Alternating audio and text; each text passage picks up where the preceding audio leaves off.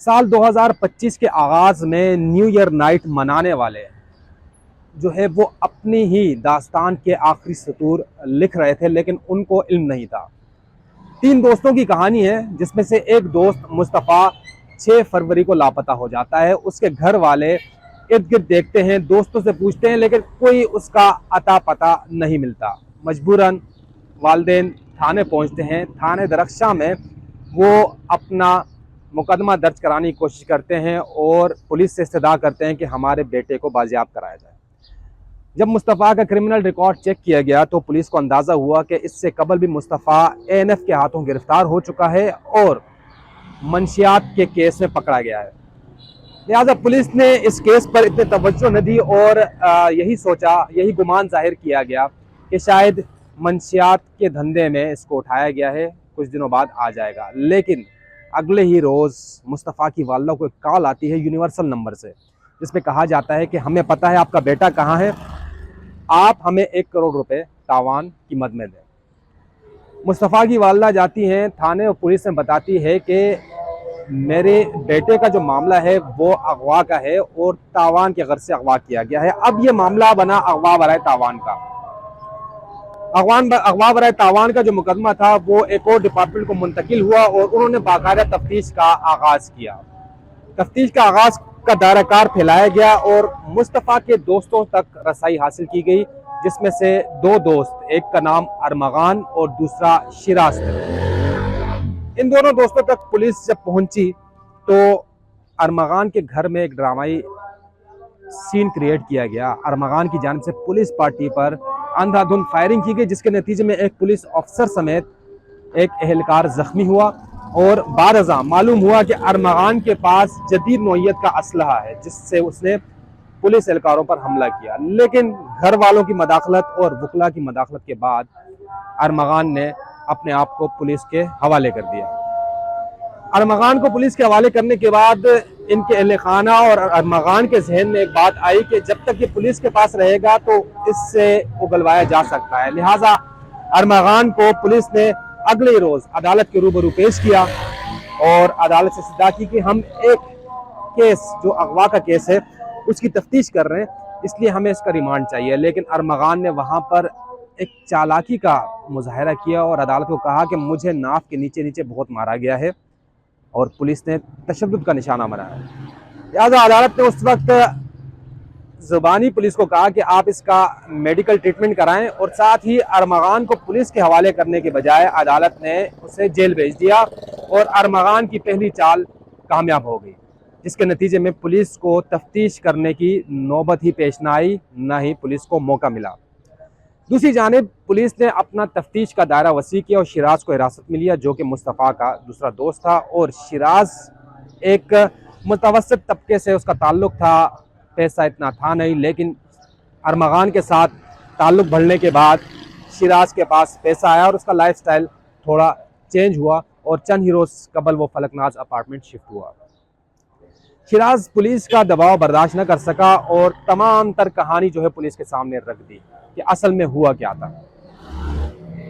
معاملہ کچھ یوں ہوا، شیراز کی جو انٹروگیشن رپورٹ ہے اس کے مطابق اگر ہم بات کریں تو اس میں شیراز نے یہ بتایا کہ یہ معاملہ شروع ہوا ہے چھلے ہوئے کیلے کی ایک تصویر سے، جو کہ مصطفیٰ نے ارمغان کو بھیجی، جس کے بعد اس معاملے میں ٹوسٹ آیا۔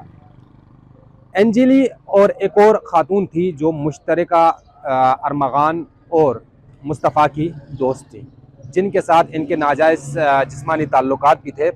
انجلی جو تھی وہ نیو ایئر نائٹ جہاں سے ہم نے اس کہانی کا آغاز کیا تھا، اس رات تقریباً 40 کے قریب لوگ تھے جو کہ ارمغان کی دعوت پر ارمغان کے بنگلے جو کہ ڈیفینس میں موجود ہے اس میں شریک ہوئے۔ اس میں مصطفیٰ کے علاوہ باقی ارمغان کے تمام دوست موجود تھے، جس میں خواتین کی بڑی تعداد تھی، اور اسی رات ارمغان نے انجلی کے ساتھ اپنے ناجائز جو ہے وہ ایک تعلق کو آگے بڑھایا اور وہ کام کیا جس سے انجلی نے عضو تناسل جو ہے ارمغان کا اس پر کاٹا بھی، اور اس کے بعد انجلی نے یہی چیز ڈسکس کی مصطفیٰ کے ساتھ۔ مصطفیٰ نے اگلے ہی روز ارمغان کو ایک تصویر بھیجی جس میں چھلا ہوا केला था जिससे छिलका हटा हुआ था आधा, और आधे केले पर छिलका मौजूद था। ये बात अरमगान को नागवार गुजरी, जिसके बाद अरमगान ने अंजलि को अपने घर बुलाया और घर बुलाकर उसको शदीद तशद्दुद का निशाना बनाया। यहाँ तक कि घर बुलाने के बाद जो शिराज है उसको बुलाया, मेरे घर आ जाओ। शिराज जब पहुंचा, शिराज ये बताता है मैंने देखा कि अंजलि के टांगों से खून बह रहा था, और अरमगान ने अंजलि को एक स्नाइपर की गोली दिखाई और कहा कि अगर किसी को, पुलिस को या किसी और को बताया कि तुम्हारे साथ क्या हुआ तो ये गोली तुम्हारे भेजे में दाखिल हो जाएगी। इसके बाद अंजलि अस्पताल गई एएमसी, और वहाँ पर जो अरमगान ने जो कहानी सुनाई थी कि करीम के ज़रिए आप अस्पताल जाओगी और करीम वालों ने आपको अस्पताल पहुँचाया, लिहाजा वो अस्पताल पहुँची और वही कहानी सुनाई अस्पताल में जो अरमगान ने अंजलि को बताई थी। आज तक अंजलि और उसके वालिद का पता नहीं है कि वो हैं कहाँ। वो उस दिन के बाद से, अस्पताल से डिस्चार्ज होने के बाद से लापता है। दूसरी जानिब शिराज ये कहते हैं कि तावान की रकम जिस मोबाइल से, फ़ोन से तलब की गई है उनका इसको नहीं पता, और ये भी नहीं पता कि अरमगान ने रकम का मुतालबा किया या किसी और ने किया। लेकिन तफ्तीश का दायरा आगे बढ़ता है और पुलिस जो हुकाम है वो अदालती रिमांड को सिंध हाई कोर्ट पे चैलेंज करते हैं, और सिंध हाई कोर्ट से पुलिस जो है अरमगान का रिमांड हासिल करने में कामयाब हो जाते हैं, और अदालत हुक्म देती है कि आप इंसदाद दहशतगर्दी अदालत जाएं, वहाँ से रिमांड की इस्तदा करें, जहाँ पर पुलिस की इस्तदा मंजूर की गई और 4 रोज़ के लिए अरमगान को पुलिस के हवाले कर दिया गया। अरमगान ने पुलिस के सामने इब्तिदाई जो ज़राए बता रहे हैं, जो मालूमात सामने आई हैं, अरमगान ने अपने जुर्म का इतराफ़ कर लिया है। दूसरी जानिब अरमगान के घर की अगर बात की जाए तो ये ऐसा बंगला है कि जिसमें हर कमरे में कैमरे लगे हुए हैं। इसके तकरीबन 32 के करीब CCTV कैमराज हैं और 35 के करीब यहाँ पर गार्ड्स तैनात हैं।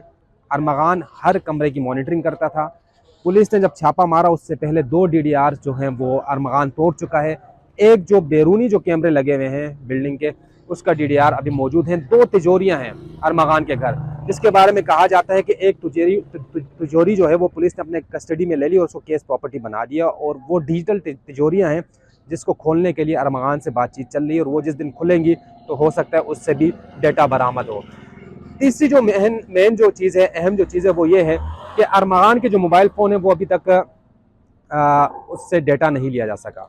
एक आईफोन है, एक एंड्रॉयड फ़ोन है। एंड्रॉयड फ़ोन को जो है वो खोला जा रहा है, उससे डेटा निकाला जा रहा है, लेकिन दूसरी जानिब जो आईफोन है उससे डेटा निकालना कदरे मुश्किल है। शहरियार ये बताते हैं कि जिस वक्त मुस्तफ़ा का मामला हुआ था वो कुछ यूँ हुआ था कि मुस्तफ़ा को जब शिराज ने अरमगान के घर देखा तो मुस्तफ़ा मंशियात के साथ अरमगान के घर आया और मंशियात अरमगान के हवाले की, और उस वक्त चर्च का एक सिगरेट तैयार था जो कि मैं और अरमगान पी रहे थे, और शिराज मैं और अरमगान पी रहे थे, जबकि मुस्तफ़ा भी उस सिगरेट को जो है पीना उसने शुरू कर दिया, वहाँ पर मौजूद था। इसी असना में एक अमेरिकन साख्ता एक रॉड मौजूद था अरमगान के पास, जिससे अरमगान ने मुस्तफ़ा को तशद्दुद का निशाना बनाना शुरू किया, यहाँ तक कि वो निढाल हो गया और उसके मुंह पर टेप चढ़ाकर गाड़ी के डिग्गी में डाला गया और दौरा जी पहुँचाया गया, जहाँ पर एक पुल के नीचे नदी में डिग्गी पर तेल छिड़क कर आग लगाई गई। उस वक्त तक मुस्तफ़ा नीम बेहोशी की हालत में था, और कहा यह जाता है कि दौरे जी के जो थाना है उससे चंद मिनट की मसाफत पर यह वाक़या हुआ है। उसके बाद मामला आगे बढ़ता है और शिराज जो है वो पुलिस के सामने तमाम तफसीलात रख लेते हैं, लेकिन शुरू में जो अहम मामला था वो ये भी था कि अरमगान के वालिद, जब शिराज की कस्टडी अदालत में पेश की जाती है तो अरमगान के वालिद वहाँ पर शोर शराबा करते हैं और कोशिश करते हैं कि शिराज पर प्रेशर डाला जाए ताकि वो पुलिस के सामने कुछ उगले ना। वहाँ के जो कोर्ट रिपोर्टर्स मौजूद थे उनके मुताबिक पहले चैम्बर में दाखिल होने की कोशिश की अरमगान के वालिद की जानिब से। वो जिस तक अदालत आए उनके हाथ में एक बोतल थी जिसमें सब्ज़ रंग का पानी था, साथ ही वो मुसलसल सिगरेट पिए जा रहे थे और शोर शराबा कर रहे थे, लेकिन वो इस बात को समझते थे कि पुलिस एहलकार पर हाथ नहीं उठाया जा सकता, धक्कम पेल नहीं की जा सकती, वरना कानूनी पेचीदगियों का सामना करना पड़ सकता है। शिराज का जब रिमांड हुआ तो जाते हुए शिराज को उन्होंने कहा कि 10 तारीख को हमारी मुलाकात हुई थी, तुम्हें याद है, लेकिन पुलिस ने इनकी बातचीत होने न दी और वहाँ से शिराज को ले गए। अरमगान के वालिद ये जानते थे कि शिराज शायद सारा कट्टा चट्टा खोल के रख देगा। और यही हुआ, जिस बात का खदशा था वही हुआ। अरमगान के वालिद ने सहाफ़ियों से बातचीत की कोशिश की और उनसे कहा कि ये पूरी कौम का केस है, इसको आप इसी तरह पेश करें, ये एक जंग है कानून के ख़िलाफ़। दूसरी जानिब उनका ये कहना था, वहाँ के जो सहाफ़ी जो ख़बर दे रहे थे इदारों में, वो ये चाह रहे थे कि अरमगान को मुल्ज़िम न ज़ाहिर किया जाए, वो बेकसूर है। लग ये रहा था कि अरमगान के वालिद अपने बेटे को डिफेंड कर रहे हैं और उनके जो गैर कानूनी धंधे हैं उनको इनकी सरपरस्ती हासिल है, ऐसा कुछ उन्होंने प्रिटेंड किया। अब मामला ये है कि अरमगान और शिराज पुलिस की कस्टडी में है और अरमगान के घर से पुलिस को मिलने वाले सैंपल्स जो हैं उसमें एक एंजेली का खून का सैंपल मिला और दूसरा मुस्तफ़ा की वालदा के खून का सैंपल मिला, उसको भी देखा जा रहा है। दूसरी जानिब जो लड़कियां थी दो, उनको भी ढूंढा जा रहा है कि वो कहाँ हैं, ताकि इस केस में उनको भी शामिल तफ्तीश किया जाए। इसी जानिब जो मुस्तफ़ा की कब्र कुशाई हो चुकी है उससे सैंपल्स ले लिए गए हैं, सरखाने मुंतकिल कर दिया गया लाश को और तमाम तर DNA रिपोर्ट्स आने तक वो सरखाने में होंगे, उसके बाद लाश लवाहिकीन के हवाले कर दी जाएगी।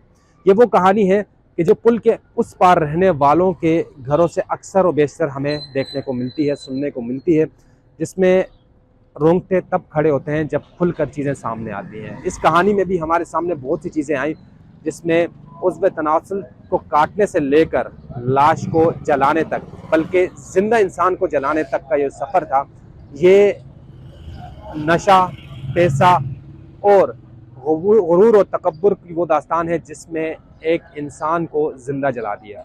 साथ ही इस मुआशरे का वो पहलू है जिसमें ये नहीं देखा गया कि कितने लोग इससे मुतासिर हो सकते हैं। एक कॉल सेंटर की मदद से ख़वातीन को हिरासा किया गया, उनकी वीडियोस बनाई गई और उनको मुसलसल उनका इस्तेसाल किया गया। कॉल सेंटर बनाने के बाद उन ख़वातीन को जो उनके साथ काम करती थी उन पर दबाव डाला गया। ये भी कहा जा रहा है कि अरमगान जो है कॉल सेंटर जो माइनिंग करते थे ऑनलाइन, उसका पूरा सेटअप हुंजा मुंतकिल करने वाले थे। चंद ही रोज़ में अरमगान हुंजा मुंतकिल हो जाता, वहाँ पर इन्होंने अपना सेटअप लगा लिया। लेकिन यहाँ कॉल सेंटर की जहाँ तक बात है, ये कॉल सेंटर सितंबर के महीने में ख़त्म हो चुका है, क्योंकि इस पर पुलिस के छापे पड़ चुके हैं और इसको बंद कराया जा चुका है। इस कॉल सेंटर में मौजूद सिस्टम्स को अभी तक नहीं टच किया गया और उसके बारे में ये भी कहा जा रहा है कि इसमें शायद डेटा इतना मौजूद ना हो। जो भी मालूमात थी, डिजिटल मालूमात थी, वो अरमगान जो है कोशिश की है कि उसने वो साइड लाइन हो जाए। हम जो चीज़ें पुलिस की सामने आ रही हैं, पुलिस इसको टटोल रही है और पुलिस की जानिब से भी ये कहा जा रहा है कि जब तक मामलात नॉर्मल थे, मीडिया पर हाईलाइट नहीं हुए, तो पुलिस इस केस को बड़े आराम से लेकर चल रही थी। लेकिन जिस वक्त ये केस मीडिया पर हाईलाइट हुआ तो उसके बाद हाई कोर्ट से रिमांड लिया गया, इसमें तेज़ी आई, केस जो है मुंतकिल होते गए डिपार्टमेंट में। आखिर में आईबी ने आकर अरमगान से ये बातें उगलवाई हैं और उसने एतराफ़ जुर्म कर लिया। लेकिन एतराफ़ जुर्म पुलिस के सामने करना इतनी बड़ी बात नहीं है। असल बात ये होगी कि जुडिशल मजिस्ट्रेट के सामने अरमगान और शिराज अपने एतराफ़ करें, उनके सामने बयानात कलमबंद करें, जिसको कानूनी हैसियत हासिल हो जाएगी। लेकिन जब तक मजिस्ट्रेट के सामने बयानात कलमबंद नहीं होंगे, इनकी कही हुई बातों को कोई कानूनी हैसियत हासिल नहीं होगी। अब इंतज़ार किया जा रहा है कि इस केस में मज़ीद क्या मालूमात सामने आती हैं, तिजोरियाँ कब खुलती हैं, मालूमात मोबाइल से कब बरामद होती हैं और इस सर्कल में जो गुमशुदा ख़वातीन हैं वो कब शामिल तफ्तीश होती हैं। इनके आने से ये केस मज़ीद खुलेगा। अब तक इस केस में जितना भी था वो यही था और मज़ीद बहुत कुछ इस केस में आना बाकी है। कराची से वी न्यूज़ के लिए वकास खान।